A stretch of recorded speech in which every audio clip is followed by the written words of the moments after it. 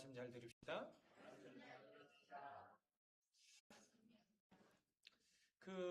언제부터인가요? 그 고전에 대한 이야기들을 하기 시작했어요. 우리 인문학 강조하고. 왜냐면 요즘 아이들이 책을 읽지를 않는다. 근데 우리가 사실은 그 믿음의 선진이라든가 또 우리 조상들이 살았던 어떤 신앙의 교훈이라든가 또 삶의 지혜를 배우면 우리 삶에 굉장히 여러분들 이득이 있거든요. 예. 저는 이분은 참 많이 여러분요. 하나님의 큰 은혜를 받아서 구원의 길을 걸어갔던 존 버년.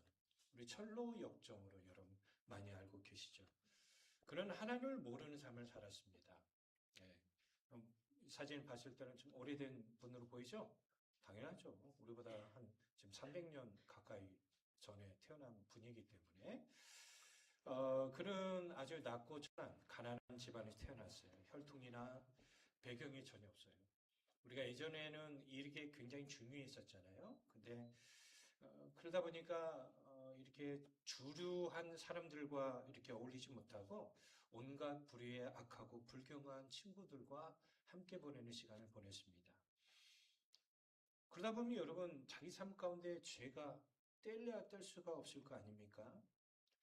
이 존버년이 이 신앙생활 하기 전에는 신앙생활 한 사람들이 너무 답답해 보였대요. 저한테 그렇게 말한 분이 계시거든요. 목사님은 깝깝하네요. 그래요? 왜요? 저기 쉬는 날도 없고 새벽에 맨날 일찍 일어나서 나가시고 밤에 집에 들어오고 무슨 낙서로 살아요? 예. 그러니까 하나님이 주시는 그 은혜가 있어요. 우리 목회자들은. 그 은혜를 체험하지 못하는 분들은 모르지만 그 은혜가 있어요. 또 기독교 신앙 서적을 읽는 사람 보면 마치 감옥에 갇혀서 사는 사람처럼 느껴졌대요. 존 버년이 그랬다라는 거죠. 그런데 하나님께서 이 존 버년을 버리지 않으시고 구원하기 위해서 은혜를 주셨습니다. 그 은혜가 어디냐면 그는 베드포드 강에서 배를 타다가 물에 빠졌으나 하나님의 은혜로 겨우 살아남았대요. 또 한 번은 친구와 함께 들판에 나갔다가 뱀을 잘못 건드렸어요. 근데 그 뱀이 살모사입니다. 독이 세기로 유명한. 그래서 그 생명이 그 자리에서 여러분 끝날 수밖에 없었지만 하나님께서 자기에게 자비하심의 은혜를 내려주셨대요. 가장 중요한 사건은 하나님의 은혜로 아내를 만나게 되는데 이 아내는 가난한 여인이었어요. 그런데 뭐 하나는 좋았냐면 신앙 하나는 좋았어요. 집에 친경관 하나도 없고요. 친정아버지가 준 책 2권을 가져왔어요. 네. 여러분 시집을 준비하신 분 책 2권 가지고 결혼하시면 어떤 반응이 일어날까요? 이 책 2권이 뭐냐면 보통 사람이 천국에 이르는 길, 경건 훈련. 여러분 이거를 살림 미천으로 가져왔죠. 이 그녀는 아버지가 얼마나 경건한 분이었고 또 가족과 이웃 사람들이 잘못을 했을 경우 그것을 반드시 바로 잡아줬대요. 여러분 이게 굉장히 중요한 거 아시죠? 아멘? 네. 우리가 사랑하는 자녀들을 바르게 잡아주셔야 돼요. 말과 행실로 언제나 경건의 삶을 몸소 모범적으로 보여주셨다고 합니다. 그러던 가운데 한 가게를 가게 되는데 여주인이 동네에서 아주 유명한 이 질적으로 이렇게 좋지 않은 여인이었습니다. 소문났어요. 근데 그 가게 앞에서 정말 미친 채 하는 사람, 정말 이해할 수 없는 행동을 하는 사람들 존 버년이 보고 존 버년이 그를 저주하고 욕하고 희롱한 일이 발생합니다. 제가 금방 여주인은 여러분 동네에서 유명한 여인이랬죠? 근데 이 여인이 이런 얘기예요. 동네 청년들을 다 모아다가 다 집합시켜서 욕을 시켜도 당신보단 착할 거라고. 그 얘기를 존 버년이 들으니 여러분 자기 상이 안 상해요. 그러면 일반적인 사람들은 그 얘기 들으면 여러분 좀 깨끗하고 좀 소문이 좋은 사람이 그 얘기하면 여러분 수용해야 안 해요. 근데 자기도 여러분 요거도 먹는 여자인 주제에 자기에게 그 말하니까 화가 나요, 안 나요? 화가 나요, 안 나요? 근데 존 버년은 이상하게 화를 내지 않았어요. 그리고 그 순간부터 자기 자신이 하나님 앞에 죄인이라는 걸 스스로 깨닫게 되었대요. 하나님이 이 여인을 사용하신 거겠죠. 그러고 난 다음에 하나님의 말씀을 가까이 하기 시작해요. 물론 계속된 사탄의 시험이 있었지만 그가 그래도 말씀 안에 구하는 삶을 살기 때문에 하나님 은혜로 살아갈 수 있었습니다. 후에 본인의 모습을 보니까 정말 자기 인생에는 하나님의 은혜가 없었으면 존재하지 못할 그런 사람이었다는 걸 깨달아요. 그래서 그가 책을 하나 쓰게 됩니다. 그 책이 바로 죄인 괴수에게 넘치는 은혜예요. 이게 원서입니다. 자신을 끝까지 버리지 않으신 하나님의 사랑을 이 책에 다 기록한 겁니다. 사실 존 버년의 인생은 고난 속에서 끝까지 믿음을 지키는 삶이었어요. 존 버년의 인생에서 빼놓을 수 없는 주제가 고난이었어요. 근데 그 고난 가운데 하나님의 은혜가 그에게 임하니까 그는 믿음으로 승리할 수 있었다라는 거죠. 베드로가 이런 말씀을 합니다. 베드로전서 1장 9절을 보면 믿음의 결국 곧 영혼의 구원을 받습니다. 사실 우리가 구원의 과정 속에는 여러 가지 고난도 있고 힘듦이 있지만 하나님 붙들어 주시면 끝까지 승리하게 될 줄로 믿습니다. 저는 이 시간에 구원의 과정에 대한 말씀을 좀 함께 나누고자 합니다. 신약에서 여러분 구원이라는 단어가 첫 번째로 등장하는 말씀이 마태복음 1장 21절이에요. 아들을 낳으리니 이름을 예수라 하라. 이는 그가 자기 백성을 그들의 죄에서 구원할 자이심이라 하니라. 아멘. 여기 보면 구원이라는 단어가 나오는데 이 구원이라는 단어가 헬라어로 소조라는 단어입니다. 이 단어가 안전이라는 의미를 가지고 있는 사우스라는 이 헬라 단어에서 파생되어 왔어요. 그래서 구원하다는 말은 무슨 의미냐면 누구 안에 있으면 안전하다, 또 보전하다라는 의미를 가지고 있죠. 사실 우리 인생이 저마다 다 고난 가운데 넘어진 분들이 많아요. 우리나라가 여러분 자살률이 OECD 국가에서 여전히 1위래요. 좀 2등으로 좀 내려왔으면 좋겠는데 여전히 1위예요. 사실 우리나라가 전 세계를 다녀봐도 제가 이 설교 준비하면서 16개국을 다녔더라고요. 그런데 16개국, 우리나라 포함하면 17개국이거든요. 17개국에서 가장 좋은 나라 어딜까요? 대한민국. 제가 미국을 한 4번 다녀왔지만 여기 또 우리 희찬이하고 그 옆에 있는 친구가 지금 미국 유학 생활을 잠깐 내려놓고 지금 군대 가기 위해서 여기 왔거든요. 예. 근데 미국에 갔다 오지 않은 분들이 그런 얘기들을 물어봐요. 목사님 미국 좋죠? 예, 갔다 오시면 합니다. 대한민국 같이 좋은 나라가 없어요. 근데 왜 우리나라가 이렇게 자살률이 높을까요? 전 세계에서 사실 이 나라만큼 교회가 많은 나라가 없거든요. 근데 왜 사람들이 마음의 안정감을 누리지 못한 채 살아가고 있을까요?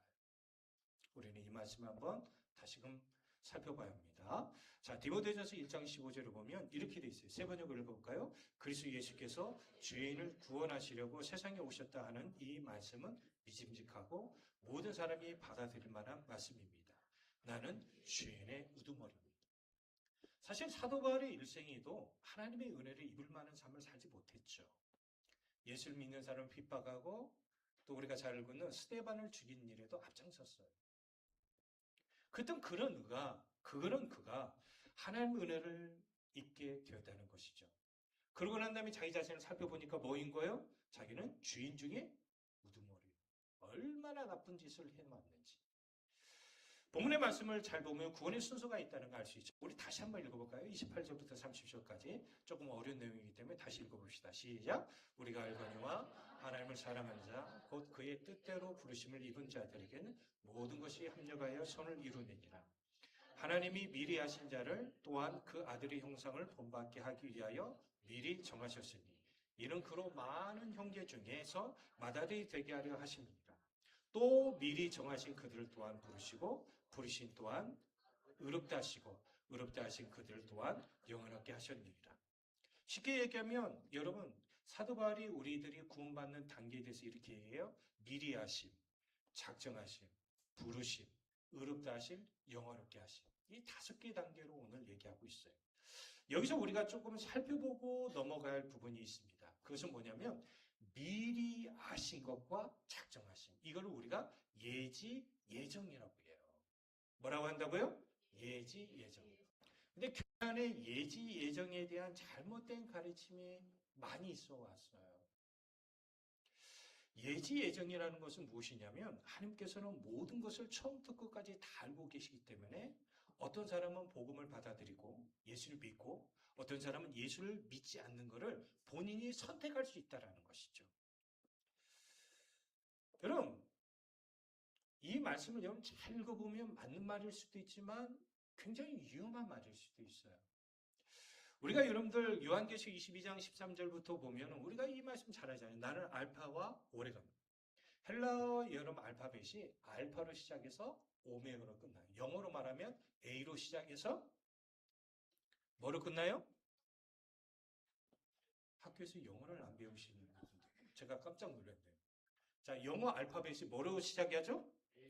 뭐로 끝나죠? 예, 알파벳이 헬라에서도 마찬가지. 헬라에서도 알파로 시작해서 오메가로 끝납니다. 처음과 마지막, 영원토록 계신 분이라는 것을 성경 우리에게 얘기하고 있죠. 그런데 우리가 여기서 알아야 할 거 뭐냐면 예지 예정론의 잘못된 것이 뭐냐면 구원이 전적인 하나님의 은혜로 되어졌다라기보다도 인간의 행위, 선택과 결단이 있었다라는 것. 물론 우리가 신앙생활하면서 내가 예수 믿기로 선택하고 결단한 것은 매우 중요한 거죠. 그런데 구원의 과정에서 보면 하나님의 은혜로 되어졌어요. 왜 이런 이론이 되냐면 네덜란드 신학자가 있었죠. 야콥 알미니우스입니다. 근데 놀라운 사실은 이 알미니우스는 개혁주의자였어요. 개혁주의 신학주의자였어요. 그런데 이 알미니우스가 얘기하는 아주 중요한 사실은 뭐냐면 아담과 하와가 뱀의 유혹을 받아서 타락을 했죠. 자, 우리 교회에서는 뭐라고 가르치냐면 우리는 전적으로 타락했다는 거예요. 자, 제가 한 가지만 얘기합시다. 여러분들이 신앙생활 여기 하시는 분들 중에 성도들 100%다 좋아해요? 쉽게 얘기할게요. 남편과 아내가 있습니다. 100% 사랑하나요? 입술로 대답 안 해도 돼요. 제가 분명히 말하는데 100% 사랑하는 사람 여기 한 명도 없습니다. 저와 아내를 예로 든다면 MBTI부터 달라요. 자, 저희 아내가 감성적일까요? 제가 감성적일까요? 놀랍게도 제가 감성적이에요. 둘이 바뀌었어요, MBTI가. 놀랍게도 누가 요리하는 거 더 좋아할까요? 예. 둘이 바뀌었다니까요.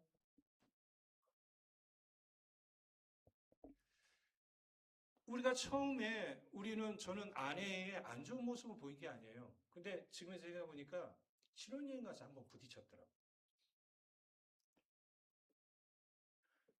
그러니까 우리는 안 맞아요. 다 맞는다니까요? 공감하시죠?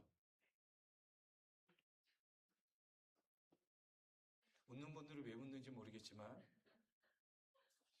야, 우리는 완전히 타락했어요. 전적으로 부패했어요. 어제는 여러 맛있던 음식을 오늘 또 먹어봐요. 예? 어제는 감사했어요. 분명히 이거 마시면서 감사했어요. 근데 오늘은 저번에 말씀드렸죠. 프랑스가 여러분들 40도 이상 올랐다가 어느 순간 아침에 13도로 떨어졌어. 그러니까 우리가 왔다 갔다 한다니까요. 근데 이 알미니우스는 그럼에도 불구하고 우리에게는 선한 능력이 여전히 남아있다라고 얘기하는 거예요. 그런데 우리 교회에서는 뭐라고 가르치냐면 우리는 완전 타락했는데 우리가 예수 그리스도를 믿고 하나님의 영인 성령이 우리 안에 오므로 인해서 부패된 우리 영혼에 선한 삶을 살아갈 수 있도록 하나님께서 우리에게 은혜를 주시고 도움을 주신다라고 우리는 믿습니다. 자, 로마서 1장 17절 세 번역을 한번 읽어볼까요? 하나님의 의가 복음 속에 나타납니다. 이 일은 오직 믿음의 근거에 일어납니다. 이것은 성경에 기록된 바 의인은 믿음으로 살 것이다 한 것 같습니다. 아멘. 하나님의 의를 여기서 굉장히 강조하거든요. 자, 우리가 하나님의 의를 한번 봅시다. 하나님의 의는 절대적인 거예요. 하나님은 죄가 없으신 분입니다. 하나님에게는 부정한 게 전혀 없으셔요. 하나님은 우리에게 완벽하게 원한다고 한다면 여러분 여기서 구원받을 수 있는 사람 없지. 저는 학교에서 제일 점수가 좋은 점수 중에 하나가 뭐였냐면 도덕, 윤리, 치유. 그 다음에 다른 건 얘기 안 할게요. 다른 것도 좋았지만 이 세 과목은 거의 100점을 맞았어요. 자, 그러면 제가 도덕과 윤리를 100점 맞았기 때문에 저는 도덕적으로 윤리적으로 완벽한 삶을 살까요? 아니에요. 자, 여기서부터 지금 하나님의 의와 내가 안 맞아요. 자, 우리 자녀들이 있습니다. 부모 입장에서 보면 자녀들이 부모가 막 고생히 하면서 아이들을 키웁니다. 근데 이 자녀들이 부모의 마음에 100% 맞나요? 맞아요, 안 맞아요? 안 맞아요. 저 이제 우리 하은이와 준빈이가 있는데요. 하은이가 준빈이하고 조금 가까이 지내고 싶어. 자기 나름대로 좀 남자친구로 만들고 싶은 것 같아. 5살짜리가. 근데 준빈이는 샤크해. 밀어내. 둘이 맞아요, 안 맞아요? 안 맞아요. 근데 이것이 지금 어떻게 보면 하은이와 준빈이 얘기했지만 둘 다 하나님의 말씀에 맞는 삶을 사는 거예요, 안 사는 거예요? 안 사는 거죠. 왜? 한 사람이 좋아하면 받아줘야 하잖아요. 근데 얘는 내치는 거예요. 그러니까 우리가 하나님의 의의 기준에 봤을 때는 안 맞아요. 그러면 내가 하나님을 선택했기 때문에 하나님이 나를 구원하시냐? 이 말이 성경적으로 맞지 않다는 거죠. 말씀 하나 봅시다. 로마서 10장 2절 3절이에요. 내가 증언하노니 그들이 하나님께 열심히 있으나 올바른 지식을 따른 것이 아니라 하나님의 의를 모르고 자기 의를 세우려고 힘써 하나님의 의에 복종하지 아니하니. 제가 신학을 10년을 공부하면서 느껴진 게 뭐냐면 나는 하나님 말씀을 많이 아는 것 같아. 그러고 난 다음에 제가 언제 이런 꼬리를 내리기 시작했냐면 하나님 말씀을 많이 안다는 제 옆에 우리 형님이 계시는데 우리 대학원 다닐 때 열심히 같이 교제했던 형님이 계신데 어느 날 형이 저한테 밥을 먹더만 그 얘기예요. 식사하면서 성경 얼마나 암송했니? 그래서 제가 여러분 우리가 코너에 모일 때 뭐라고요? 형은 얼마나? 그러죠? 여러분 그럴 때 있죠? 네. 그 형이 그 얘기가 뭐냐면 난 복음서 다 외웠어. 그러면 제가 그 형은 거짓말 할 것 같지 않은 거예요. 외우라고 했어요. 그러면서 제가 물어봤어요. 그때 아마 제가 정확한 기억은 안 나는데 요한복음 몇 장 외우라고 했더니 이 형이 그냥 다 외우더라고요.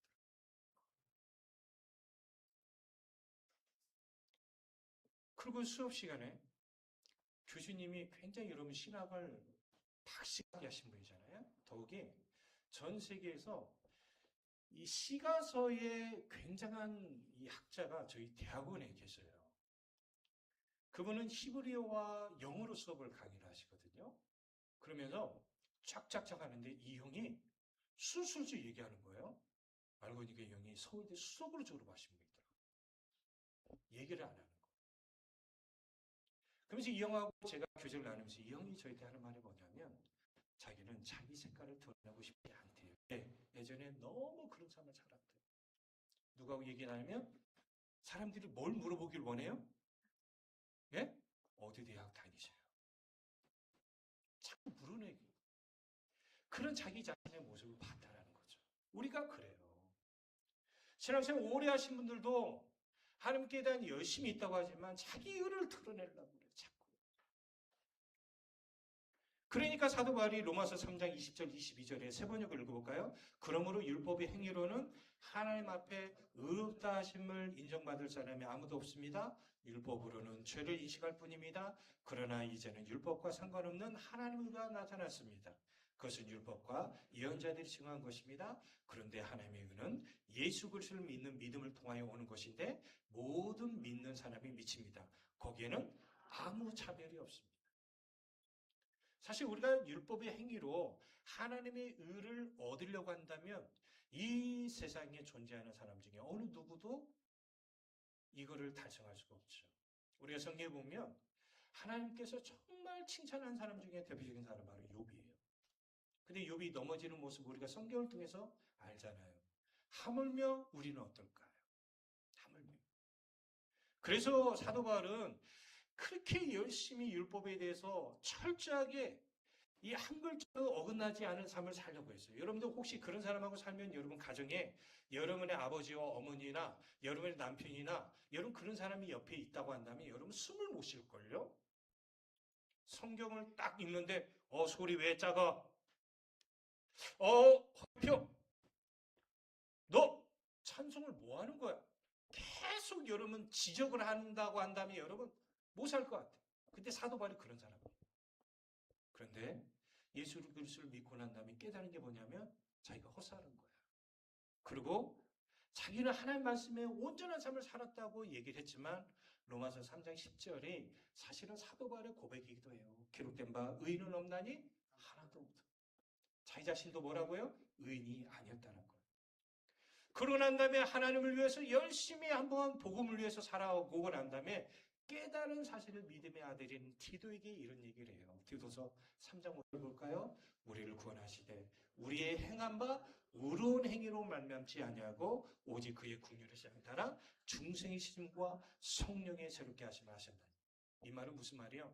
하나님께서 우리에게 은혜를 베푸셔서 예수를 믿게 하시고 구원의 삶을 살아갈 수 있도록 우리에게 은혜를 주셨지 내가 복음을 선택해서 살아간 게 아니에요. 사실 제가 목사가 된 것도 이 설교 준비하면서 느껴진 게 뭐였냐면 하나님의 은혜였더라고요. 아마 제가 목회자가 되는 현실을 리얼하게 100% 알았다고 한다면 저는 신학은 안 했을 것 같아요. 제가 사실 한때는 꿈이 펀드 매니저였어요. 경제 경영에 미쳐가지고요. 한국경제, 매일경제 이 신문을 거의 수독을 했어요. 근데 제가 하나님의 은혜를 받고서 목회자를 대하겠다는 생각이 강하게 드니까 저도 모르게 신학교에 가게 되더라고요. 제가 서울에 여러분 대학교들을 원서 쓰면서 신학교 아닌 학교를 의도적으로 썼어요. 나는 나중에 해야지. 근데 여러분 사람들이 그러잖아요. 나중에 부모에게 효도를 했더니 그 부모가 어떻게 돼요? 걷지 못하게 됐더라. 그래서 좀 뉘우쳐서 그래 이제라도 한번 해야겠다 했더니 뭐요? 우리 부모가 장례식장에서 보게 되는 거죠. 하나님의 은혜로 우리가 지금 살아가고 있음을 여러분 믿으시 바랍니다. 그리고 이 자리에 나와 하나님을 예배하고 있다는 거죠. 우리 모두가 신앙생활하고 있는 것은 모두 하나님의 은혜로 되어지는 것입니다. 또한 하나님께서 우리 모두가 구원받을 수 있는 존재로 미리 아시고 세우셨다는 거죠. 여러분 이것은 우리 이성으로 여러분 할 수 있는 게 아닙니다.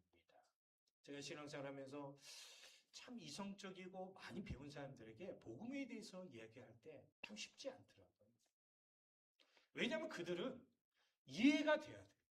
근데 여러분들 우리가 이해되는 영역을 보면 전부 다 이성적이어야 돼. 합리적이어야 돼. 과학적이어야 돼. 1 더하기 1은 왜 저는 귀요미가 생각나는지 모르겠어요. 이게 떨어져야 돼요. 떨어져야 한다고요. 근데 우리 신앙의 생활을 하다 보면 여러분 그것이 다 떨어지는 게 아니잖아요. 에베소서 1장 4절 5절 볼까요? 이거는 여러분 이성적으로 이해되어지는 부분이 아니죠.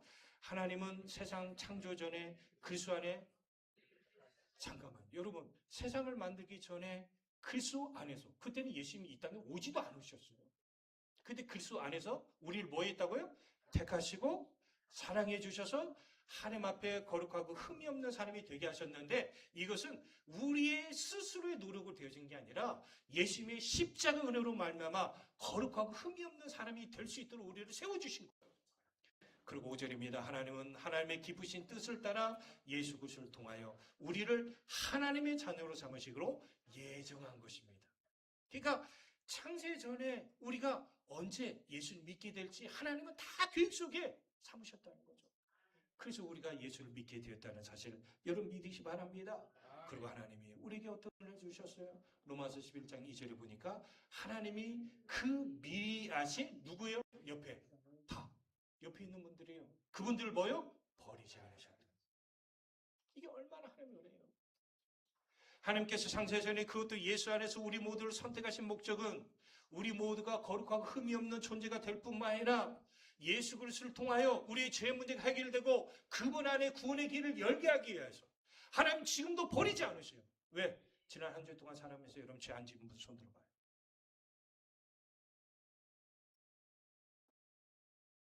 그러면 여러분, 하나님 우리를 버리셔야 하잖아요. 부모가 자녀 키울 때 자녀들이 말을 안 듣면 부모가 하는 말이 뭐지? 너 나가. 너 나가.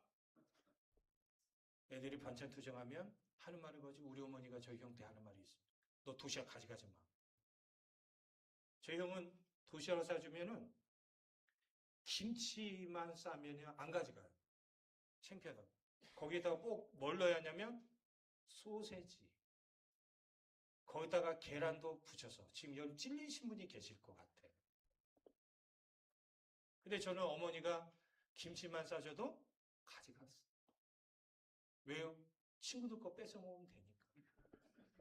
걱정이 없었어요. 항상 2교시 끝나고 같이 도시락 까먹던 친구들 몇 명 있었거든요. 남자 학교는 재밌어요. 김치 냄새 나면 나와. 나가면 맞아요. 그래가지고 우리 친구들끼리 도시락 까먹으면서 얘기해. 가위바위보? 너 쳤어. 너. 도시락 까먹은 사람은 너야. 혼자 나가는 거야. 남자는 그런 게 있어요. 여자 학교는 제가 모르겠지만. 그래서 우리는 가위바위보를 항상 이기도록 저는 기도했다는 거죠. 근데 희한하게 하나님이 지게 하시더라고요. 많이 맞았습니다. 도시락 까먹고. 근데도 배고프니까 또 까먹어. 사실 우리가 살면서 정말 너무나 많은 죄를 지으면 그 죄로 인해서 하나님 우리를 버리셔야 마땅해요. 근데 이게 한 가지, 두 가지, 세 가지를 지면 그래도 좀 이해하고 용서하고 기다려줄 수 있잖아요. 근데 우리가 지은 죄들이 너무 많아요. 여전히 미워하는 사람은 미워요. 여전히 우리 눈에는 불평과 원망이 많아요. 사실은 감사할 조건이 많잖아요. 여러분, 만큼 감사할 조건이 얼마나 많아요. 아멘? 제 아들이 운동하다가 좀 몸이 안 좋다고 해서 정형외과를 데려갔어요. 사진 찍고 괜찮은 것 같아요. 근데 왜 미국에서 안 찍고 여기서 찍냐고 물어보더라고요. 미국에서 엑스레이 한번 찍으면 200만 원, 300만 원. 자, 이 이야기를 들으면 감사가 나와요, 안 나와요? 근데 우리는 바로 가서 예약하고 기다리면 한 30분 기다리면 되잖아요. 미국은요, 엑스레이 하나 찍는 것도 2달, 3달이에요. 에어컨은 어때요? 우리나라가 시내 버스 타면 에어컨 빵빵하죠? 지하철 빵빵하죠? 전기세가 우리나라만큼 저렴한 나라가 있나요? 사회복지제도는 어떤가요? 감사하잖아요. 특히 우리 학생들 봐요. 우리는 도시락 싸고 다니는 세대였기 때문에. 저는 국민학교 출신이에요. 초등학교 출신들이 여기 계시잖아요. 학교 가면 여러분 식사 공짜로 나오잖아요. 쌀도 유기농 주잖아요. 얼마나 좋아요. 근데 우리는 여전히 불평과 원망이 우리 안에 있어요. 하나님 우리를 버리지 않으시고 지금도 우리를 아시고 우리를 사랑하시고 우리를 구원하기 위해서 이 자리를 이끄시고 어떻게 해서라도 신앙 안에 머물 수 있도록 하나님께서 은혜를 주시는데 우리는 아직도 원망과 불평이 얼마나 많은지 몰라요. 제가 새벽 기도 시간에 이야기했는데 여러분들에게도 얘기합니다. 저희 초영이의 남편이 아직 젊어요. 50대 중반이지만 신장이 망가졌어요. 일주일에 투석을 3번 해야 돼요. 혈액. 지금 여기 우리 성도님도 투석하시는 성도님 계시거든요. 투석하신 분이 그 고통을 알아요. 근데 어느 날 병원에 이렇게 누워서 투석을 받고 있는데 6살짜리 옆에 애가 혈액 투석을 해요. 얘는 선천적이에요. 근데 뭐라고 흐물흐물 거리면서 노래를 불러요. 계속. 근데 그 노래가 뭔지를 봤더니 찬송가예요.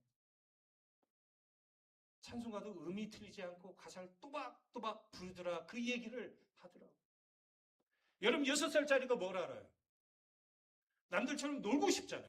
근데 얘는 이틀에 한 번씩 병원에 투석하러 가야 돼요. 근데 이 아이가 그 병원에서 하는 게 뭐예요? 찬송가를 부르고 있더라 이 말이에요. 근데 왜 우리는 어린이 돼가지고 하나님이 지금도 우리를 버리지 않으시고 우리에게 많은 은혜를 주셨잖아요. 근데도 우리는 불평과 원망하면 되겠습니까?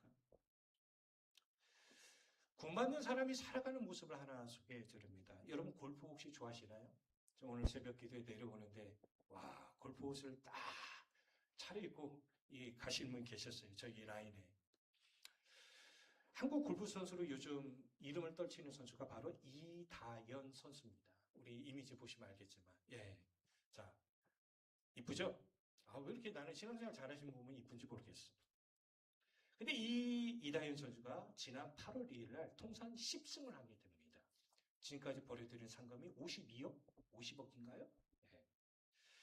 근데 이다현 선수가 이번에 이 골프 대회를 앞두고서 이 2026 오로라 월드 챔피언십이래요. 쟁쟁한 선수들이 골프에 참여하게 돼요. 근데 이 선수가 대회를 앞두고 연습장으로 향하지 않고 전남 진도의 조도라는 곳이 있나요? 교회에서 이 도서 지역으로 가는 단기 선교에 참여한. 그래가지고 그 단기 선교에서 뭐 했냐면 요즘 섬에 인력들이 부족한가 봐요. 지금 엄청 무덥죠? 미역 작업에 힘을 보태고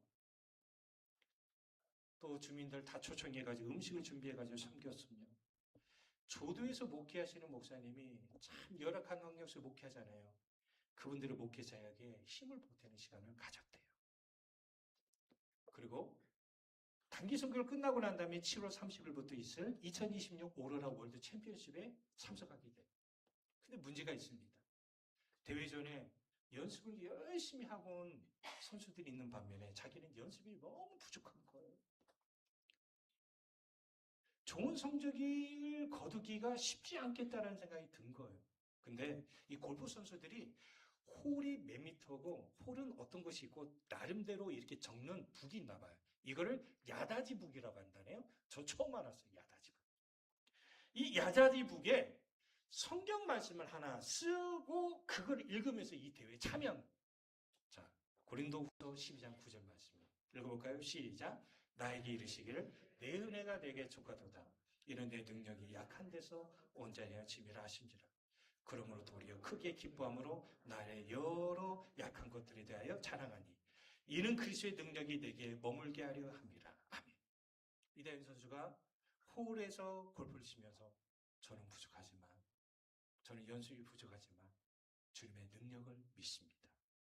결과적으로 이걸 4일 내내 이 대회 게임을 출전하면서 날마다 묵상하면서 게임에 임했대요.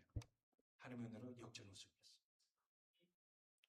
저는 역전 우승했다는 얘기를 하고자 이 이야기를 하는 게 아니에요. 하나님이 우리를 불러주시면 하나님의 능력이 우리 안에 임하고 있다는 걸 여러분 믿는다고 한다면 이 시간에도 치유의 능력이 임할 줄 믿어요. 그만큼 하나님은 우리를 미리 하시고 작정하시고 때가 되니까 우리를 부르시고 또 우리를 의롭게 하셨어요. 그리고 우리를 변화시켜요. 물론 사람마다 달라요. 어떤 분들은 속도가 빠른 분이 계세요. 신앙생활 열심히 하시고 정말 성화의 속도가 빠르신 분이 계세요. 그러나 점진적으로 변화되신 분도 계시죠. 그리고 우리는 최종적으로 하나님의 나라에서 영원롭게 하실 줄 믿어요.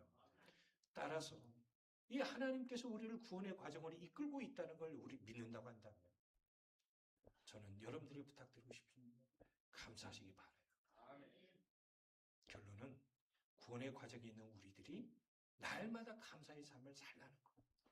그럴 때 하나님은 놀라운 은혜로 우리 삶을 이끌어 갈 줄로 믿습니다.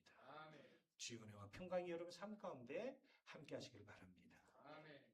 주님,